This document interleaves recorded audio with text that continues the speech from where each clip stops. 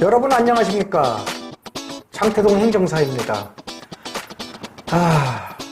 제가 이제 국민권익위원회에서 조사관, 팀장, 과장으로 37년간 근무하다가 이렇게 퇴직하고 지금 행정사를 개업한 지 한 7년 6개월 정도 됐네요. 제가 이 분야에서 좀 뭐 오래 이렇게 일을 하고 그렇게 한 사람 중에 하나 같습니다. 자, 그래서 행정사와 변호사, 여러분들이 가끔 두 영역이에요. 행정사 영역, 변호사 영역. 이 영역 두 개를 두고 선택이 힘들 때가 많아요. 그래서 오늘 그거에 대해서 제가 명쾌하게 정리를 한번 해드리겠습니다. 자, 여러분들 우선 행정사는 이게 2011년도에 행정사법이 생겼어요. 그때부터 이제 시험을 해서 뽑고 또 이제 정부나 지자체에서 좀 고위직으로 이렇게 경험이 있는 사람한테 행정사 자격을 주죠. 그래서 행정사 제도가 이제 본격적으로 된 거는 지금부터 한 12년 전부터다. 그래서 경험은 많지 않아요. 그런데 이제 행정기관에 어떤 인허가를 제출한다든지, 뭐 민원을 제출한다든지, 또 뭐 이의 신청을 한다든지, 행정 심판을 한다든지, 어떤 이런 뭐 감사 청구를 한다든지, 이런 거에 대해서는 행정사가 전담하도록 행정사법에 돼 있어요. 이건 변호사는 그냥 과외 업무지, 행정사가 전담하도록 행정기관의 일, 공공기관의 일, 그러니까 국가기관이나 지자체나 이런 데는 행정기관이 한다고 보면 돼요. 공사도 마찬가지입니다. 공기업도 마찬가지고. 자, 그래서 그거의 전담은 행정사가 한다. 그 영역이다. 이렇게 말씀드리고요. 변호사는 물론 여러분들 아시다시피 사법적인 영역이죠. 민사재판이나 뭐 형사재판.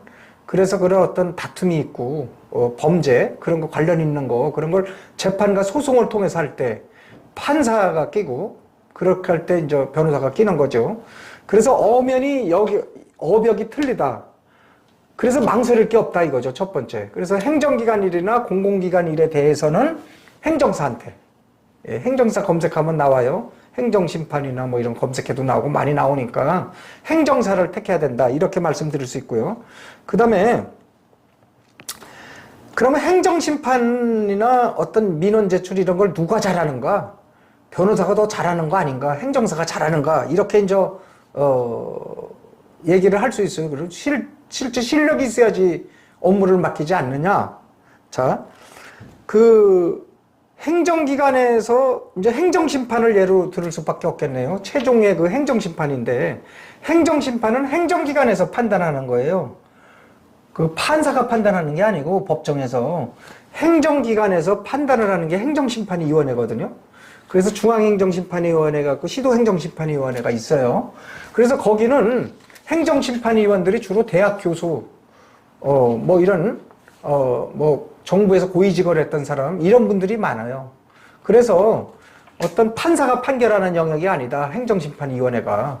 그래서 행정기관에서 최종 판결을 한다. 그래서 이 사법 영역하고 전혀 판단의 주체가 틀리다. 그렇게 말씀을 드릴 수 있어요. 자, 그 다음에 그 행정심판은 주로 뭐냐? 행정기관에서 잘못한 거 잘잘못을 따져내는 게 그게 행정심판이에요. 자, 그래서 행정기관의 일을 기본적으로 알고 있는 사람이 이거를 쓸 수 있거든요. 변호사는 행정기관 일을 모릅니다. 이렇게 1년에 몇천 명인가 이렇게 나와서 이렇게 로펌 들어간다, 개인이 뭘 개업한다, 그런 사람도 행정기관 일 까막눈이에요. 아무 경험이 없어. 그게 행정기관의 일을 모르니까 행정 시스템 전체를 이해를 못해요. 절차도 이해 못하고. 그냥 법리만 하는 거야. 법을 알고, 이론 아는 거야. 그래서 공부 잘하는 애들, 저도 그래요. 저도 중앙부처에 과장도 하고, 일선에서도 과장도 하고 쭉 해봤지만은, 공부 잘하는 사람하고 일 잘하는 사람하고 틀려요. 서울대, 연대고대, 스카이? 그런 분들 나 일 잘하는 줄 알았더니 그런 분들이 일을 못해요. 물론 다른 그런 걸 안 해요. 또 비하하면 안 되죠. 실제 중간 정도 실력을 갖고 있으면서 이런 팀워크를 중시하고 위아래를 어렵게 알고 남의 말을 존중하고 경청하고 이해와 그런 상호 협조와 교환 속에서 일을 잘하는 거거든요. 그래서 행정기관의 그런 일은 행정기관의 경험을 가진 행정사가 잘한다. 그래서 그거기 때문에 행정기관 일은 행정사한테 맡겨야 된다. 그렇게 말씀드릴 수 있고요. 그 다음에 가장 중요한 게 우리가 행정심판 청구나 뭐 민원 청구하면 공무원들이 검토하는 거예요. 그렇죠? 판사가 검토하는 거 아니라고 내가 몇 번 얘기했죠. 공무원들이 검토를 하기 때문에 공무원은 자기가 했던 그 일이니까 이게 맞겠나 틀리겠나 벌써 들어보면 알아요. 서류 몇 가지만 보면 대부분 안다니까요. 그런데 변호사들은 이거 몰라요. 전혀 모르는 사람한테 일 맡기면 안 되죠. 맡기셔도 내가 그만한 효율이 없는 거죠. 저는 그렇게 생각합니다. 자, 그 다음에 행정심판은 어떤 법리나 어떤 이론을 다투는 데가 아니에요. 행정심판 업무는. 공무원이 일한 거 잘했냐 잘못했냐, 맞냐 틀리냐, 주로 이런 걸 보거든요. 그렇기 때문에 민사사건이나 형사사건처럼 복잡하지 않아요. 그런데 변호사들한테 맡겨보면은 민사사건이나 형사처럼 복잡하게 막 이론을 전개하면서 막 그냥 막 장수를 20장씩 막 30장씩 막 써요. 그래 공무원들 나자빠진다니까. 공무원들이 그걸 보는데 뭐가 이래 복잡해. 업무는 자꾸 쌓이는데 안 보고 접어내요. 그리고 마지막에 결론 부분, 결론 어떻게 썼나 그거만 봐요. 그 장수 많이 채우는 뭐 변호사들 서류 풍성하게 해서 이 의뢰인이 보면 그렇죠. 아이고 뭐 이 사람 뭐 서류도 많이 작성하고 뭐 아이고 내가 뭐 몇십 장 작성했어. 내 건 나는 뭐 이만큼밖에 모르는데 변호사한테 맡기는 거 막 이렇게 작성해줬어. 뭐 그러면서 싱글벙글하고 다 해결된 것 마냥 돌아다니는데 천만에 간단 명료하면서도 적게 잘 작성해서 이해시키는 거. 공무원 입장에서 작성해 줘야 돼요. 행정심판 위원 입장에서 작성해 줘야 돼요. 그 사람들이 판단을 하는데 자꾸 내 입장을 갖고 내가 배운 학문 갖고서 막 너저리하게 막 이렇게 전개해봤자 그거는 현학적이다. 괜히 그 강학적인 개념이고 학문을 자랑하는 것뿐이지 아무것도 아니다. 저는 느낌 그대로 얘기하는 거예요. 제 주관적인 생각입니다, 이거. 제가 뭐 변호사를 비판. 아니야, 변호사도 잘해요.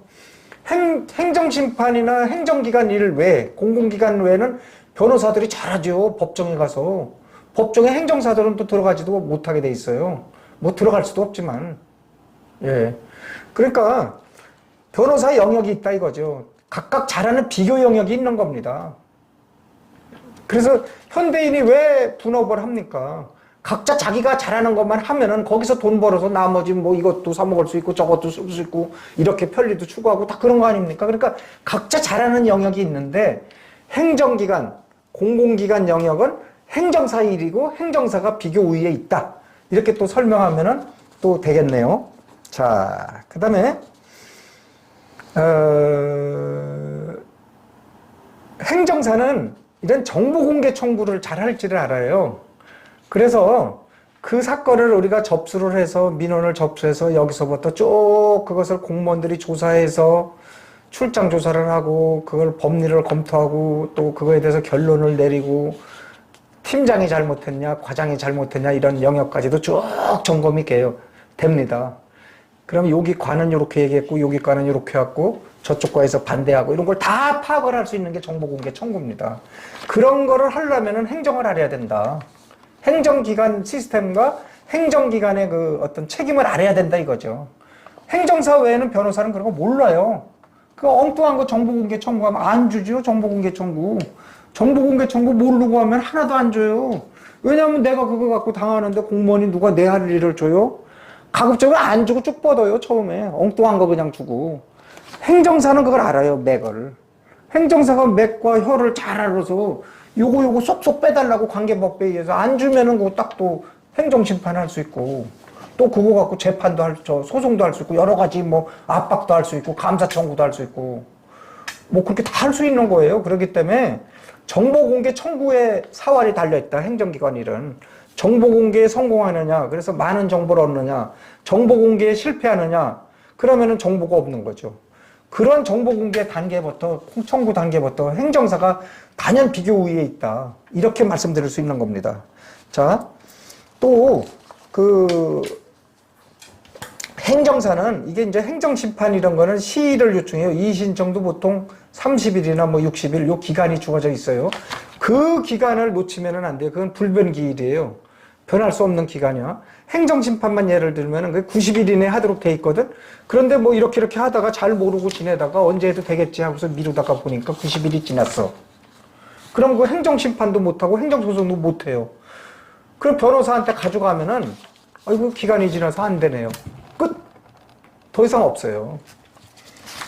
근데 우리 같으면은 다시 민원을 신청해요. 조금 변경해서. 똑같이 있는 신청 안 합니다. 그럼 다시 그것을 신청을 하거나 또 다른 새로운 사실을 주장하는 민원을 신청해요. 그럼 그게 답변이 오지 않습니까? 그럼 거기서부터 90일 다시 계산.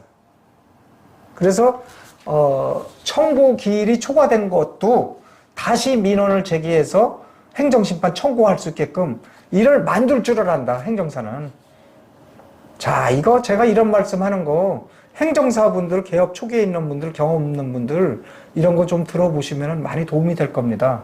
뭐 제 후배분들도 있고 동료분들도 있지만 제가 많이 알아서 여러분들한테 설명드리는 게 아니고 이런 경험과 노하우가 중요하다 이런 말씀을 제가 드리는 겁니다. 자, 그리고 논리를 이렇게 보면은 변호사들은 논리를 완전히 이렇게 이렇게 뻗쳐나가서 나중에 막 이렇게 주워 담는 그런 구조로다가 뭘 이렇게 자꾸 펼치더라고요. 그러다 보니까 산만해. 그러나 행정사들이 작성한 거는 어떤 단순해요. 그러면서 아주 일관성이 있어. 그러면서 아주 자기가 주장하는 거에 아주 통일적으로 이렇게 쭉 가. 집약을 해서. 통일성, 집약성, 일관성. 예, 그래서 그렇게 작성하면 뭐가 좋냐. 심사하는 입장에 있는 사람들한테 설득력과 그거에 대한 이해력이 확 생기는 거예요. 그런 걸 행정사만이 할 수 있다. 왜냐하면 행정기관의 일을 잘 알고 행정기관 절차와 시스템에 대해서 자기가 다 해본 거기 때문에 또 시험 출신 행정사도 이렇게 좀 몇 년 경험해보면은 똑같이 더 잘할 수 있습니다. 경력이 많다고 잘하는 거 아닙니다. 경력이 물론 도움되겠죠. 그러나 요새 행정사 시험도 어렵고 해서 시험 출신 합격된 사람들도 상당히 지금 잘하는 거로 우수한 거에서 잘 작성하는 거로 알고 있습니다. 자, 그 다음에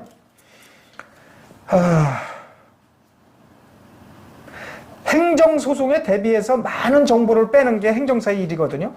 그러면 행정심판 과정을 아주 풍성하게 끌고 간다. 그러면 행정소송을 해서 이기기는 점점 더 어려워요. 행정심판은 보통 한 25%, 35%, 40% 이렇게까지 승산이 있어요. 또 어떤 거는 뭐 완전히 잘못한 것 같은 거는 뭐 7, 80%, 100%도 될 수 있죠. 그러나 대략 보면은 40%는 넘지 못한다. 그런데 행정소송은 행정소송은 15% 정도? 그 정도밖에 승산이 없어요. 그러니까 우리나라는 행정권 우위 국가이기 때문에 행정기관 편에서 많이 드는 것 같더라고요. 그리고 거기 소송까지 갈 정도면은 거의 다 완벽해요. 그러다 보니까 이제 인용률이 별로 안 좋아요. 사법재판까지 가면은. 그래서 이제 얼마나 그 행정기관의 자료를 풍성하게 획득을 해야 되거든요. 걔들이 어떤 생각을 가지고 있고, 어떤 논리를 펼치고 있고, 어떤 증거를 가지고 있느냐. 그게 행정소송의 사활을 걸린다. 그것을 행정심판을 통해서 많은 자료를 미리 확보한다. 그러면은 훨씬 더 우위에 있고, 훨씬 더 승산 가능성이 높다. 그렇게 이제 말씀드릴 수 있어요. 자, 이제 뭐든지 이제 결론이 가장 중요하겠죠. 결론을 제가 내리겠습니다. 자, 어떤 민사재판이나 형사재판 또는 어떤 개인 간의 관계, 사인 간의 어떤 분쟁, 이런 거는 재판입니다. 그래, 법원에 소송을 해서 이렇게 다투는 거, 이건 변호사가 잘합니다. 변호사는 뭐 당연히 잘해야죠, 그런 거. 그래야지 그 변호사가 밥 먹고 살죠. 요새 엉성하고 하면은 변호사 사건도 수입 못 받습니다. 자, 그래서 변호사가 잘하는 영역은 분명히 있다. 그러나 행정기관의 일을, 공공기관의 일을, 공기업에 관한 일, 거기에는 뭐 민원도 있고, 뭐 신청도 있고, 청구도 있고, 뭐 여러 가지가 있겠죠. 행정심판도 있고, 이의신청도 있고, 감사청구.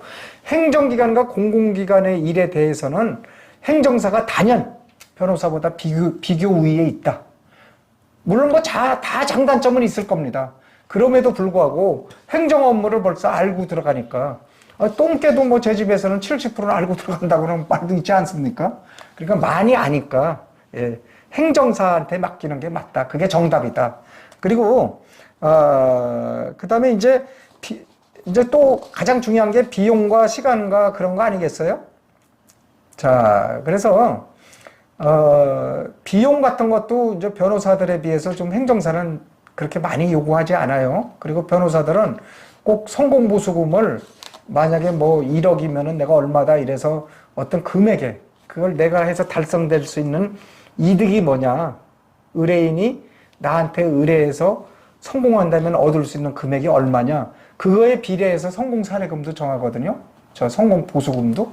성공 보수금이 그렇게 많이 정해지는데 행정사들이 성공 보수금 많이 요구하지 않고 또 어떤 선임 비용, 행정사 선임 비용 변호사보다 더 많이 요구하지 않습니다. 대개. 물론 이제 행정사에 따라서 틀리겠지만 그래서 비용과 시간 그리고 이제 무엇보다도 시간이 가장 중요하죠. 재판 같은 거는 뭐 1심, 2심, 3심이라면 뭐 2년, 3년까지 막 보통 가죠. 빨라도 한 2년은 가죠. 그러니까 행정기관에서 행정심판하면 단심제이기 때문에 딱 한 번에 결정한다. 예, 그래서 그거는 뭐 불복할 수도 없는 거예요. 행정기관이. 그래서 행정심판을 통해서 확실하게 구제를 받기 위해서 행정사를 선임하는 게 맞다. 제가 이렇게 말씀드리면서 이 시간 제 설명을 마치겠습니다. 경청해 주셔서 감사합니다.